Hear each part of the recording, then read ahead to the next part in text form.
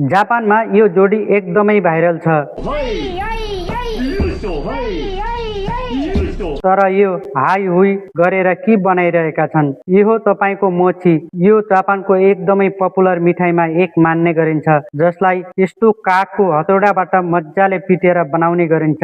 यसलाई खाना खानु भन्दा त यसलाई बनाउन लागेको हेर्न चाहिँ एकदमै मजा हुने गर्छ। दुनियाँमा यस्तो सर्प पनि छ जहाँ मान्छेलाई टोक्दैन कि एकदमै ड्रामा मात्रै गर्ने गर्छ।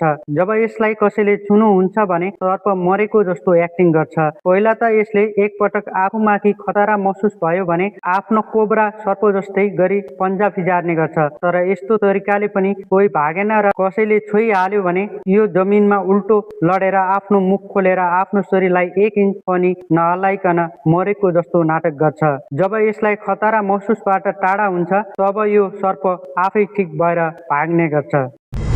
जापानका मान्छेहरूले आधुनिक युगमा के बनाइरहेका छन्? अब यहाँका मान्छेहरू रोडमा हिँड्दा हिँड्दै बिजुली उत्पादन गरिरहेका छन्। यहाँका मान्छेहरू पैदल हिँडेपछि बिजुली उत्पादन हुने गर्छ। तर हाम्रो देशमा बिजुलीको बिल देख्दै मान्छेहरूको आत्मा निस्किने गर्छ। त्यस्तै जापानमा एउटा कम्पनीले यस्तो खास टाइल बनाएको छ जसलाई पब्लिक एरियामा लगाइदिएको छ र यसमा कुनै पनि प्रेसर भयो भने यो तल दब्छ र बिजुली उत्पादन हुने गर्छ। तर त्यति धेरै बिजुली उत्पादन हुँदैन। तर पब्लिक एरियामा हजारौं मान्छेहरू हिँडडुल गर्छन् तब हर साइडमा प्रेसर बन्छ अनि ठाउँहरू उज्यालो हुने गर्छ।